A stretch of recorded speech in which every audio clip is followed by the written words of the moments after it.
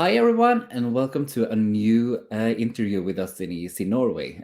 Today, we're going to interview an amazing group of boys who did win the hearts of the people in Malta, and now they are ready to win the people's hearts in Europe. Welcome to the Busker. How are you? Hi, hello guys. How We're are okay. you? The problem is we always look at each other who's gonna talk first. Yes. So let's start with Yeah, Sean. yeah. I'm good, man. How are you, man? I'm alright, man. How are That's you? great. Okay. Yeah. Perfect. And how are you? How are you? I'm really good, and I couldn't have had a more greater evening than talk with you. So, uh, congratulations on your win. How does it feel to represent Malta in this year's Eurovision? I think representing Malta is a responsibility. Like wow, that's it. Given that we're having this conversation, is crazy in itself because again, like saying that we're representing Malta, wow. From a tiny studio. Yeah, from our tiny studio home, all of a sudden we'll be like, you guys are responsible for Malta's name. There you go. That's how it was. Carry the weight. I think what we love most about it is that given that how this year's selection went and the fact that there was such a narrative and at a point there was like drama and there was a lot going on with this year's Malta Eurovision Song Contest to the point that at the end of the day it just managed to unite us all as a group, not just as the band but every contestant. We managed to get so close to everyone. What we love most is that we as a band come from a kind of slight alternative scene compared to Eurovision. Even though we're all Eurovision fans, a lot of people don't expect it because we're used to writing and doing music on not a low key, but a bit more of hidden, underground. Yeah. What we love as well is that in a way we're kind of representing that side of the music industry in Malta that doesn't get enough attention. Um, so and that was translated a lot in the feedback we got from Malta, as a lot of people that are used to playing in bars and just singer songwriters and bands who have yet to start kind of I think maybe felt inspired or at least felt that they're being represented by us. I think. Yeah. And congratulations once again. And now it's some weeks ago you did have the final. How was the response been from Malta and Europe since you won? Go, John. Go, man. It has been great for sure. As Dave said, since we come from a small scene, suddenly we are exposed in front of all these people. So there was the shock element that we are now currently exposed to Malta, and then when we won it, suddenly we're exposed to the rest of the world. And as you know, Malta's population here is 500,000. So it's quite a small country, compared to the other countries that are participating in the Eurovision. So again, it has been a tremendous shift from here to like being a fish in a pond, so in a big pond. So yes, but it was so far it's been a great journey. We're getting really, really great support from our PBS team and the ones that manage the local artists here for Eurovision.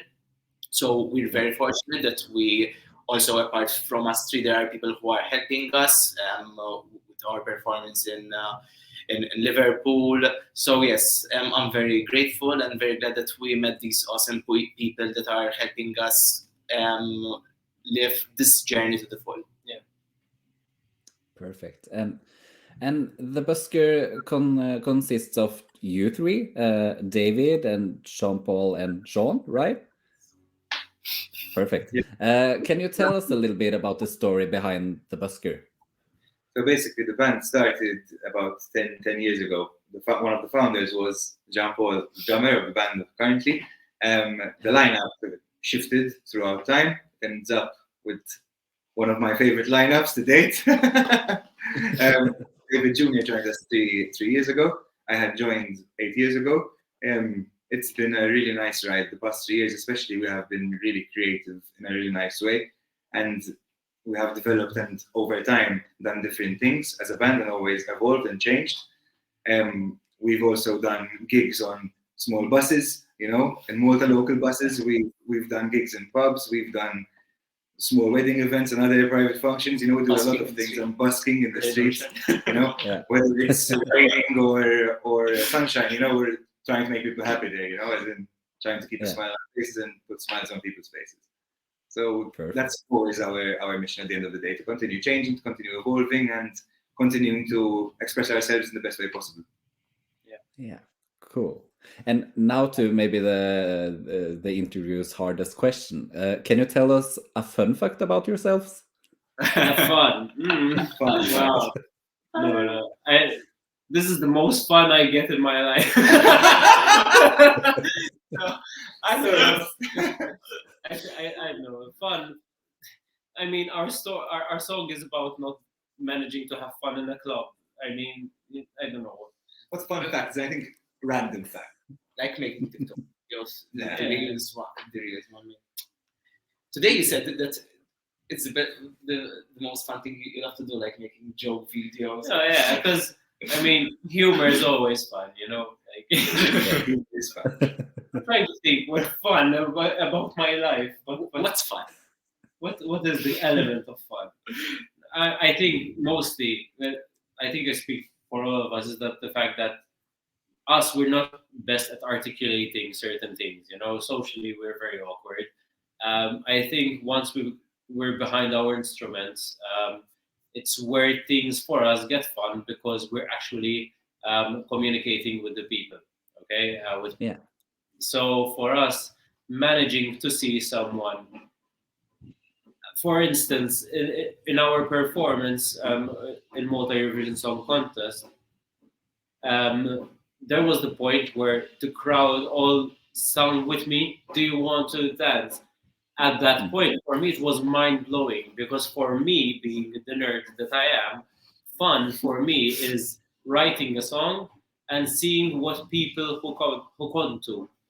So with my girlfriend, I always give her the songs that we're writing, and at a point I try to catch her to see which parts she's singing back to.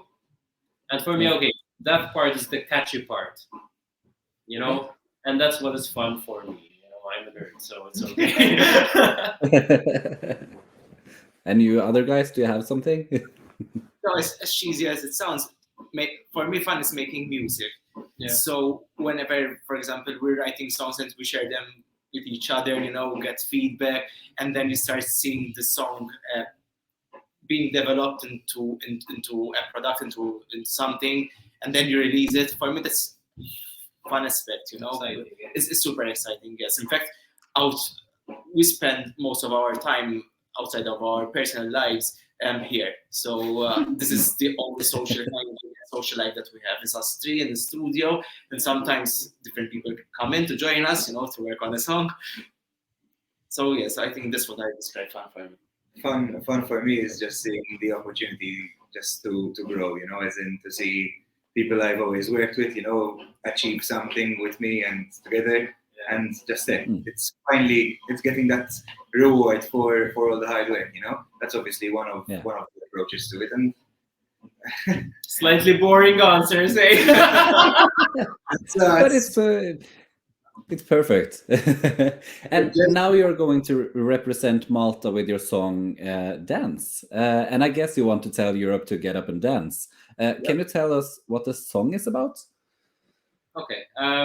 The storyline within the song is actually the fact that being at a party, or sometimes you kind of feel like you should be going out and should be partaking in these social events, going there realizing that it's not actually what you consider as fun, and then telling yourself, I'm not enjoying this, my anxiety is up till here, I'm just going to take myself out of the situation into another place where I feel a bit more comfortable, around people which you feel most comfortable with.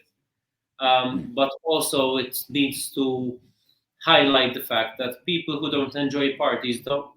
It doesn't mean that they don't know how to have fun. It's just a different type of fun, exactly like what we have here. So as you can see, a lot of what we're saying is that actually who we are. So we're putting ourselves on the music as well, and that is what we find important about our entry this year, is that it actually is representing us.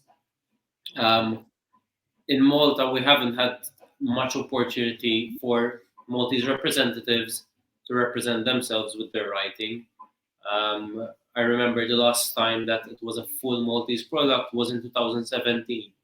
And apart from that, I think songwriters themselves was, I think, back in 2014.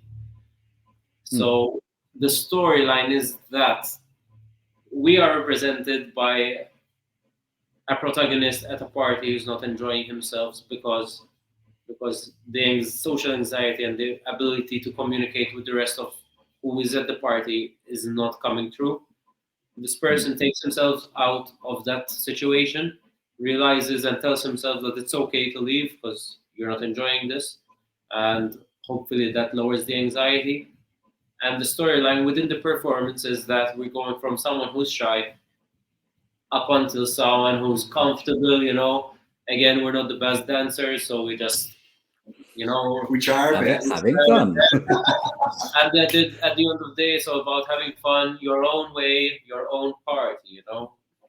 Yeah.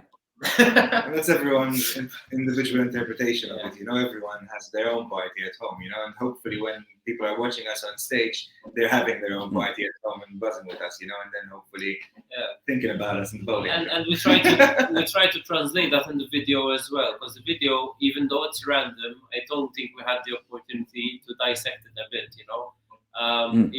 It looks random, but there's the baby parts, which the babies know how to have fun in an innocent way. There is the elderly or advanced in age, which are knitting and enjoying a conversation between them. For them, that's fun, which is good. Then there's the fact that, I don't know, people playing line dancing, and the guys who are line dancing were so dedicated. I was impressed. Literally, they meet up every day to practice, and on the spot they changed choreography. They were like, okay, we're not doing choreography of this song, we're doing for this song. And we're like, oh my god, this is perfect, because this is how they have their own party. Well done. So the video was actually a celebration of everyone, just lots of parties. Lots of parties having fun in their own element. And what are your thoughts about going to Liverpool? How will it be to compete in the biggest music competition in the world? It's super exciting.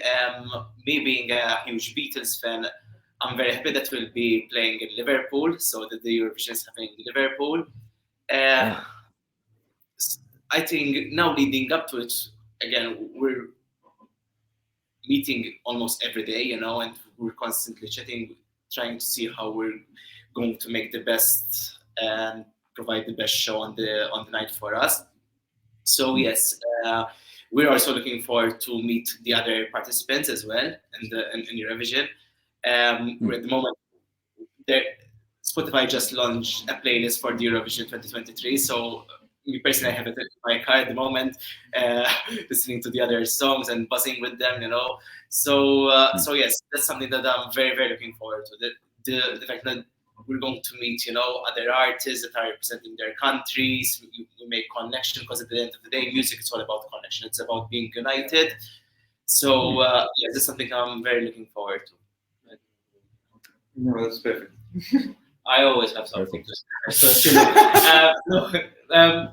Then, like Jean said, like the contest in itself, even though it's a contest and it's a competition, I think it's literally not about winning. I think Eurovision has stood to the point where it's celebrating music, diversity, and love.